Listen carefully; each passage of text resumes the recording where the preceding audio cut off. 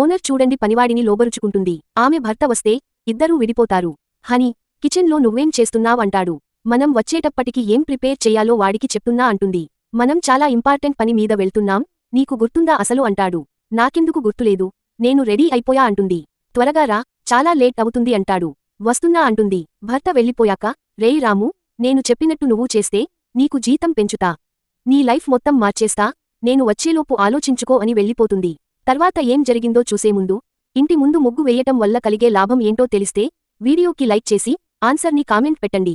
చూద్దాం ఎంతమందికి correct answer తెలుసో. తర్వాత రోజు ఓనర్ పిలిస్తే వెళ్తాడు. కూర్చో రాము అంటే అతను ఆలోచిస్తాడు. రేయ్ కూర్చోరా అని లాగి కూర్చో పెడతాడు. మొన్న మీ చెల్లి పెళ్లి అన్నావ్ కదా, డబ్బులు రెడీ అయ్యాయా అంటాడు. అతను ఏం మాట్లాడకపోతే, సరే నాకు అర్థమైందిలే గాని నువ్వు కంగారు పడకు, రాగిని నాకు కూడా చెల్లి లాంటిదే. నేను చాలా మందిని అడిగా సార్, కాని ఎవ్వరూ అప్పు ఇవ్వటం లేదు అంటాడు. ఆమె పెళ్లి నేను దగ్గరుండి చేస్తా, నువ్వు భయపడకు అంటాడు. ఓనర్ తనని తమ్ముడిలా చూసుకుంటున్నందుకు అతని భార్య అడిగిన దానికి ఒప్పుకోడు.